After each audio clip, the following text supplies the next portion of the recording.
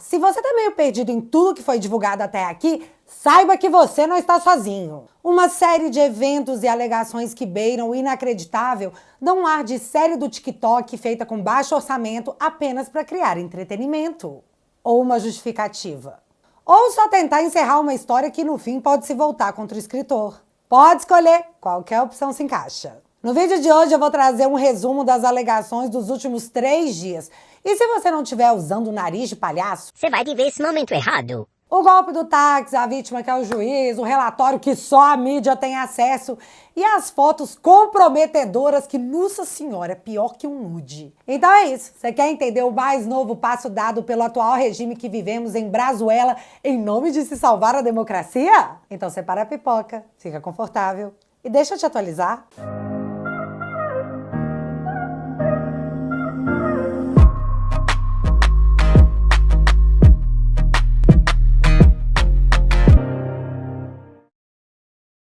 37 pessoas denunciadas, entre elas quase todo o entorno militar do Bolsonaro. E eu disse quase, porque, General Ramos, eu não vejo o senhor faz um tempo, hein? Teve também os assessores, parlamentares, ministros de Estado. Enfim, se aproxima o capítulo final da trama golpista tupiniquense, onde se viveu o crime impossível. Dar um golpe sem armas, sem tanques, sem exército, usando apenas um coração peludo como munição. Além, é claro, de algumas bíblias. E por falar em Bíblia, indiciamos um padre. Porque não basta parecer com Venezuela, temos que ter nossos traços nicaragüenses também. O quê? Você não acha que tá parecido com Venezuela? Em agosto, Maduro acusou a Maria Corina de um pacto com Elon Musk e até com o diabo. Ainda em agosto, após bloquear o Twitter no Brasil, Alexandre não citou o Musk, mas disse que redes sociais são usadas para atacar a democracia. Aí, o Maduro, na Venezuela, acusou a Maria Corina de estar se preparando para fugir do país. Já na versão brasileira é assim: Bolsonaro é um fugitivo confesso, diz ministro de Lula sob ida do ex-presidente à embaixada da Hungria. Voltando para a Venezuela, quando a oposição a Maduro tentava um acordo, após denúncia de suposto plano para matá-lo, Maduro diz que acordo com a oposição está mortalmente ferido. E retornando para o Brasil, novas revelações da Polícia Federal sobre plano de matar Lula e Moraes reforça a pressão contra a anistia a golpistas do 8 de janeiro. E é claro, usou a palavra golpistas, pode saber que essa matéria é do Globo. E já que eu mencionei que nós indiciamos um padre, polícia na Nicarágua prende outro padre católico, crítico ao governo, e contam que um bispo foi condenado e sentenciado sem julgamento a 26 anos de prisão por traição. Vem cá, não parece um roteiro, tipo um manual? No melhor estilo, usa esse aqui, tá? Beijo. E depois dessas tristes comparações, vamos ao que de fato, ou de tese, porque fato é uma coisa, tese é outra, do que aconteceu. A Polícia Federal indiciou 37 pessoas pela suposta tentativa de golpe e saiu distribuindo para a mídia a posição da Polícia Federal como se fosse uma verdade absoluta. Globo e CNN se transformaram em porta-voz da Polícia Federal, como se a investigação, que está em fase inicial, tivesse apresentado provas concretas de tudo que era alegado, e aí os militantes, eu disse militantes? Não, é jornalistas. Não. Os jornalistas faziam suas sentenças como se fossem juízes do caso e tentando implementar na cabeça das pessoas que era isso, acabou pro biruliro. Eu até senti falta da Natuzaneri abrindo o jornal com um versículo bíblico. E que pena que não rolou, porque a primeira vez que ela fez isso foi criado um novo marco no jornalismo militante tupiniquense. Se bem que a produção feita pelo filho da Miriam Leitão no Jornal Nacional, transformando o jornalismo em novela partidária, numa cena tão escrota, tão patética, tão vergonha alheia, que ninguém tancou, e o vídeo foi deletado de todos os perfis da emissora. Mas o exposed da militância explícita será sempre lembrado como um dos piores momentos do jornalismo profissional brasileiro. Páreo duro, hein, Natuza? Bora se esforçar, minha filha! Mas tá, enquanto o jornalismo militante reproduzia em forma de sentença o que a Polícia Federal falava, existia uma coisa rodando na internet a ser analisada por todo mundo que se recusa a ouvir apenas os seus 2 neurônios, Pink e Cérebro. O relatório de um pouco mais de 200 páginas que embasou a operação da polícia e proclamou aos 4 ventos que militares queriam mandar Lula, Chuchu e o Imperador de tobogã. Em tempos em que a internet não existia, a Globo ia falar e acabou, fiote. Essa era a verdade absoluta. Mas a internet levou o relatório para a palma das mãos de qualquer pessoa que quisesse ler esse relatório e quisesse conferir se o gabarito anunciado estava batendo com as respostas da prova. E foi aí que deu ruim. Mas, Bárbara, você tá duvidando da gloriosa Polícia Federal?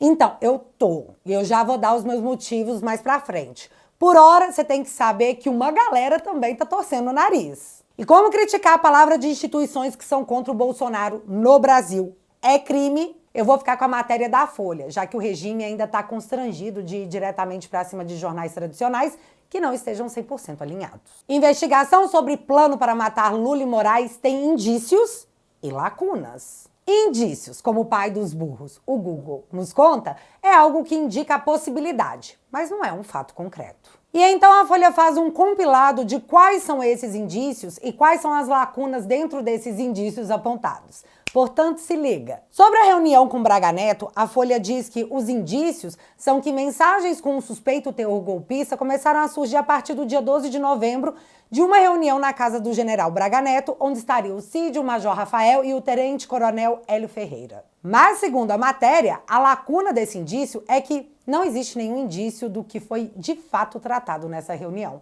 Então, por uma análise cronológica, a PF concluiu que houve uma reunião para se tratar de um golpe de Estado na casa do Braga Neto. Mas provas sobre isso, dentro do relatório, não tem. Sobre o financiamento do golpe, os indícios seriam que no dia 14 de novembro, o Cid e o Rafael trocaram mensagens sobre um orçamento de 100 mil que incluiriam hospedagem, alimentação e materiais para o que a PF diz ser para ações golpistas. Já a lacuna apontada pela Folha seria de que a PF não conseguiu acesso a esse documento, então ele é tipo cabeça de bacalhau. Ninguém nunca viu. Outro indício apontado pela Polícia Federal foram os preparativos para a ação. A PF diz que através do rastreamento de antenas dos celulares da galera, Cid, Rafael e Bolsonaro estavam na mesma área da antena que cobre o Palácio do Planalto e que o general Mário Fernandes teria impresso no Planalto o tal plano para mandar de tobogão o Alexandre, o Chuchu e o Lula. Já a lacuna apontada pelo jornal é que não existe confirmação direta que nenhum deles tenha se encontrado. E por fim, o tal plano para de fato...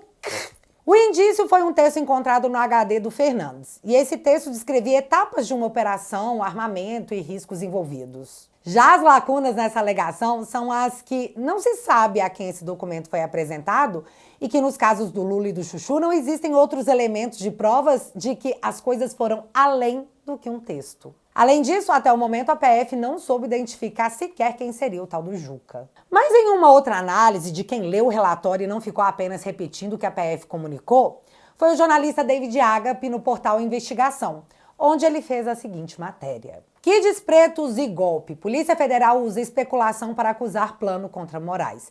Tentativa de vincular Alexandre ao suposto golpe é baseada em interpretações frágeis e especulações. E para ser super justa aqui com o David, ele deixa claro que ele acredita sim que houve indícios de uma conversa sobre golpe e que ele acredita que mesmo perante um cenário que todos vivemos, um golpe de Estado não deveria ser uma opção cogitada. Fazendo esse alerta para a própria análise, até para se resguardar da democracia vigilante, ele diz que é importante saber separar as coisas e que, caso os envolvidos tenham cometido crimes, que eles tenham acesso a um julgamento justo, de acordo com a lei. E para mim foi uma clara referência a senhoras de 70 anos pegando 14, 17 anos de cadeia. David diz em sua matéria que, embora o relatório da Gloriosa tente apresentar um cenário de conspiração organizada, faltam provas concretas e claras de tudo que foi alegado. O David também diz que Alexandre de fato foi monitorado, mas que isso por si só não comprova a existência de uma conspiração para mandá-lo de tobogã. E ainda que juristas, inclusive de esquerda, tenham apontado que cogitação ou atos preparatórios não configuram crime no direito penal, os documentos apresentados pela gloriosa Polícia Federal não trazem qualquer menção a preparativos concretos, planos detalhados ou ordens diretas que sustentem a narrativa de um plano para empurrar o ministro do tobogã. David diz que essa narrativa foi construída pela investigação que se apoia em interpretações, suposições e correlações de circunstâncias, o que retira dentro da lei o peso do caso. E agora eu vou trazer uma outra análise do Gabeira, um jornalista da Rede Lula, lembrando que Gabeira é totalmente de esquerda. Sim, eu vou fazer isso. E foi isso aqui que ele disse. Eu gostaria de ter mais dados, né? Porque desperta curiosidade, né, na gente. Por exemplo, aquelas armas que estavam em cena foram apreendidas, eles iam fazer o ataque com aquelas armas todas ou tinham optado por um planejamento mais específico? A ideia de envenenamento do presidente e do vice-presidente daria tempo naquele prazo antes da posse? E você envenenaria os dois juntos ou separado? E se envenenasse um, o outro não tomaria precauções depois? Uma série de questões que eu me coloco e que seria interessante também, na medida em que as coisas sejam desvendadas, a gente tem acesso a elas, porque isso pode vir a ser, digamos assim, os elementos de um grande roteiro, de uma grande série. Sim, são elementos de um grande roteiro, de uma grande série, mas até então, seu Gabeira, a gente não sabe se aprenderam arma, a gente não sabe o que ia acontecer, porque eles só tinham acesso a um texto. Baseado nesse texto, eles disseram, aconteceu pra caramba! Mas eu confesso que eu também gostaria de saber como tudo isso ia acontecer. Mas, infelizmente, não há detalhamento sobre isso, porque nada do tipo foi apreendido. O que é uma pena, né? A gente vai ter que acreditar no achismo. Ou não, porque se isso aqui é uma democracia, você escolher não acreditar em tudo que houve é um direito seu, certo? Mas quem poderia preencher as tais lacunas para dar mais consistência a todo o enredo? Ah, um delator. E como Felipe Martins não tinha o que delatar, foi a hora de chamar o Cid de novo. Em seu primeiro depoimento, no dia da operação, ele disse que não fazia ideia dos fatos trazidos. Mas menina, PF ficou com o coração peludo e já que ele não queria falar, foi lá no STF e pediu a anulação dos benefícios que o Cid teria por ter feito a delação no ano passado. Ou seja, você vai voltar pra cadeia. E a gente sabe o nome disso, né? Isso tem um nome: tortura. Prender uma pessoa para que ela delate tem um nome e eu vou voltar a repetir: tortura. E quem falou isso foi o advogado petista, então achou ruim e reclama com ele. Se bem que o próprio ministro Gilmar já tinha dito que o método se tratava do novo pau de arara do século XXI. Mas vai ver, os tempos mudaram. Os tempos ou os acusados, né? Vai saber. Os momentos anteriores ao depoimento do Cid já diziam: omissões podem levar Mauro Cid de volta à prisão. E então, o novo depoimento do Cid foi marcado. Mas esse depoimento seria tomado pelo próprio Alexandre de Moraes em pessoa. E eu fiquei super curiosa para saber como que as perguntas seriam feitas, né? Tipo... Cid, você tinha conhecimento dos planos de me matar? Ou então ele ia perguntar assim... Cid, você tinha conhecimento dos planos para matar o ministro Alexandre? Na terceira pessoa? E o mais interessante é que sim, estamos falando da suposta vítima, que por mera casualidade do destino também vai ser o juiz do caso. Normal em todo o Estado democrático de direito, né? Acontece pra caramba. Pra vocês terem uma ideia, o Cid chegou a montar uma mala para sair do depoimento preso, já que em áudio vazado, ele disse uma vez que a PF tinha uma narrativa pronta e que cabia a ele, Cid, concordar com a narrativa apontada. Mas é isso aí, rolou o depoimento de quase 2 horas e terminou com o ministro Alexandre se dizendo satisfeito e mantendo os benefícios da delação do Cid. Cid anteriormente havia dito que não sabia do teor da reunião na casa do Braga Neto porque saiu antes de qualquer conversa. E para que soubéssemos o teor do novo depoimento, o advogado do Cid foi até a Globo para primeiro dizer que o Cid contou tudo, que o Bolsonaro sabia dos planos tudo para mandar geral para ver Jesus. Jesus? Mais cedo, e que o advogado acreditava que Bolsonaro era o líder de toda essa organização criminosa.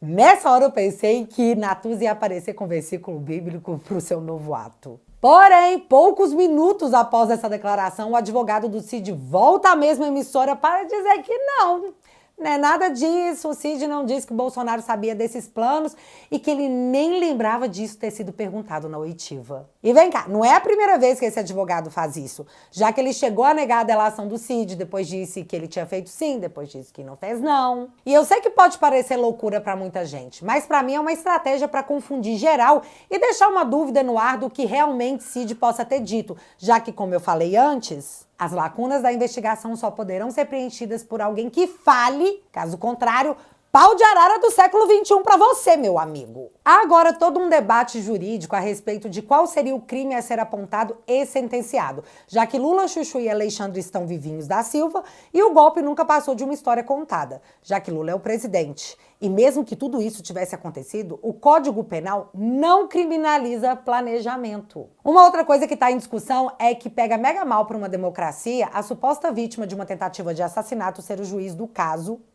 por motivos óbvios. E sobre isso, Gilmar Mendes disse que seria um absurdo afastar a vítima da posição de juiz. E eu super concordo com ele. Isso tudo não passa de um grande absurdo. Porém, o jurista Maierovitch, do UOL, tem uma opinião contrária à declaração do Gilmar Mendes e ainda aponta para o rumo que tudo isso pode tomar assim que uma revisão histórica for feita. Nós vimos no Lava Jato, o Moro, onde ocorreu falta, onde ele se mostrou o que? Parcial e não imparcial, deu nulidade. Uma nulidade em cima de algo gravíssimo. Desvio, apropriação de verbas, muito dinheiro. Gerou o quê? Uma nulidade. Nós precisamos ter agora, e o Supremo tem que ter esse discernimento. Acabar com essa história de Supremo defensor que salvou o Brasil de um golpe. Não. O que precisa ter agora é uma seriedade. O Alexandre de Moraes não pode, atenção, não pode atuar em processo judicial. Então é isso, a possível consequência de um juiz parcial é a nulidade de tudo. Afinal, o Moro foi considerado parcial e teve todas as suas sentenças anuladas por muito, mas muito menos. E para você que duvida dessa revisão histórica, eu te faço a seguinte pergunta. Há 7 anos atrás, você acreditaria que o Moro, que tinha boneco inflado do Super Moro, estaria na situação que ele está hoje? Pois é, então reflita. E agora eu vou explicar de uma forma muito didática o porquê eu não sou devota de Santa PF. Primeiro porque eles prenderam Felipe Martins por 6 meses utilizando uma prova falsa de que ele teria saído do país. E como esse caso tá fedendo e vai feder mais ainda, em breve. Agora a Polícia Federal diz que, na verdade, o Felipe teria simulado a sua saída do Brasil usando o nome errado de um passaporte com BO de perda, mas ele é tão burro que ele simulou a sua saída num dia, viajou de avião de Brasília para Curitiba no outro, seguiu usando o seu celular e o seu cartão de crédito. Burro demais esse Felipe, né? Sim, o Felipe que é burro. E ao meu ver, essa foi uma tentativa da Polícia Federal em oficializar uma resposta que eles tentarão usar quando essa história bater à porta da própria PF. Mas você lembra? Isso aqui é um roteiro de novela do TikTok. Nem precisa de uma boa resposta. E o problema de desvendar o que aconteceu com a prisão do Felipe Martins é que, caso se descubra uma suposta falsificação de documento para prender o cara e forçá-lo a fazer uma delação, é que todo o trabalho da Polícia Federal, no caso todo, vai ser colocado em xeque. Aí provavelmente assistiremos um efeito dominó. Então, sei lá, fomos levados ao erro pelo próprio Felipe. Põe isso aí. Vai ser a defesa. Se vai colar, em breve a gente vai descobrir. Lembrando que o delegado responsável pelo departamento que conduz todos os inquéritos do Bolsonaro foi promovido para trabalhar em Londres e, segundo a Rede Lula, ele vai levar toda a sua staff com ele. Tipo, nosso trabalho aqui entregamos, agora fui! O que me lembrou o caso da família Mantovani e o aeroporto de Roma, onde a Polícia Federal não indiciou a família, o que desagradou sabe-se lá quem, a ponto de um novo delegado ser nomeado para o caso, indiciar a família e também ser promovido na sequência para a Europa. Galera, cadê as imagens do aeroporto de Roma? Vocês estão entendendo, assim, que tá funcionando da seguinte forma? Recebe aí a denúncia, confia e bom te ver, fui promovido pra Europa. E para finalizar, sabe o que mais nós não vimos, além das imagens do aeroporto de Roma? O relatório final da Polícia Federal que indiciou toda essa galera. E nós não vimos porque só quem teve acesso a ele foi a Polícia Federal e a Rede Globo. Sim, olha que coisa louca. A Rede Lula, que em 2 anos recebeu mais em verba publicitária do que recebeu em todo o governo Bolsonaro. A Rede Lula, que possui seus militantes que também trabalham como jornalistas, passando recados de ministros da Suprema Corte ao vivo, com seus celulares na mão, sem nenhuma apuração do fato. A Rede Lula, que atua como porta-voz do governo e taxa como fake news qualquer declaração que contraria a versão dos políticos no poder. Pois é, essa Rede Lula recebeu o relatório da PF e publicou, sem nenhum escrutínio, tudo aquilo que julgou conveniente para poder manter no ar não só a narrativa, como um clima de medo no país. A Rede Globo perdeu tanto a vergonha em ser militante, confesso, que pela primeira vez nós assistimos um ex-presidente não ser chamado pelo título, e sim de ex-gestor público, tamanho ranço que eles possuem. Mas outra pessoa terá acesso a esse relatório, e essa pessoa é o próprio juiz que vai julgar o caso, já que o Valor, que é do Grupo O Globo, nos conta que Alexandre irá analisar o relatório final da PF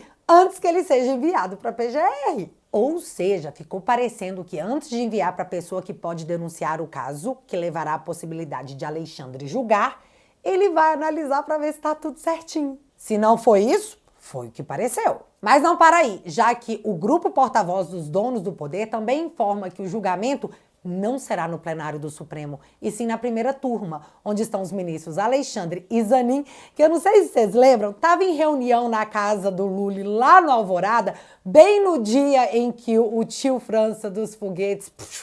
E também estavam lá o Andrei da Polícia Federal e o Gilmar Mendes.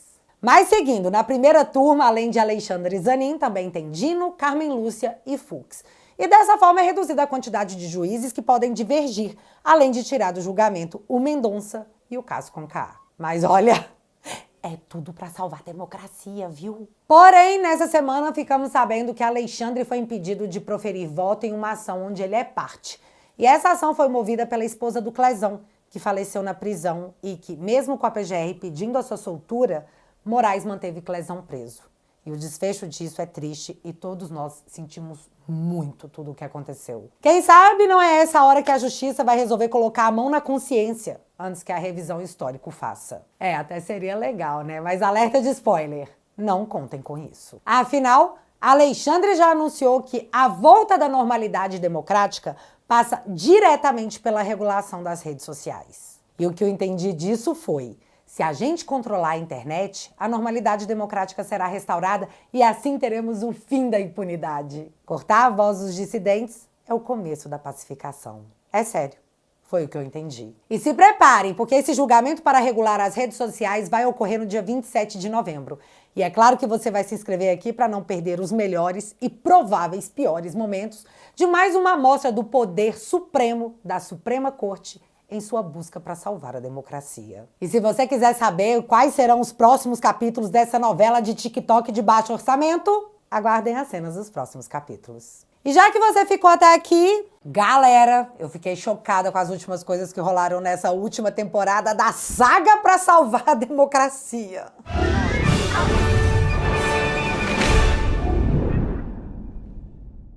Oi. Mas como o limão azedo sempre vira uma boa limonada, eu resolvi falar sobre todas essas tretas no vídeo novo que eu gravei pra família. Eu falei tudo que eu queria sem nenhum medo de desagradar a nossa linda democracia.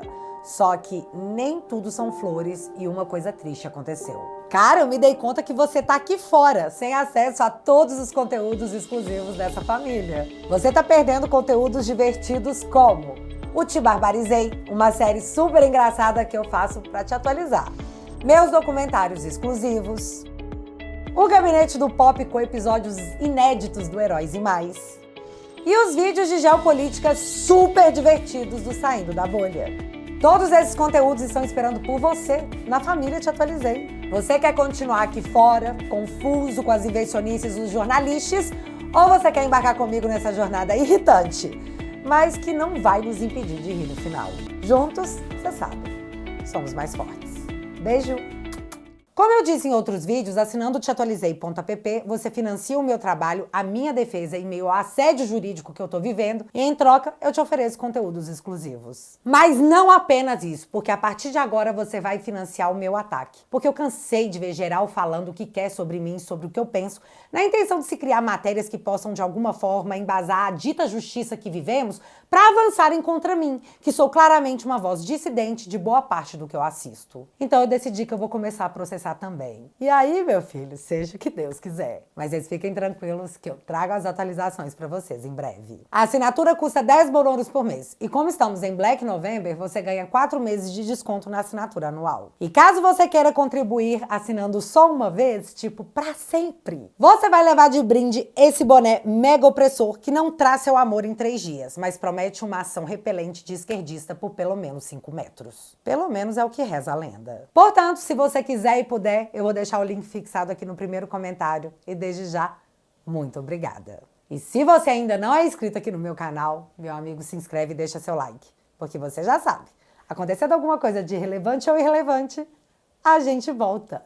Beijos, galera. Fui!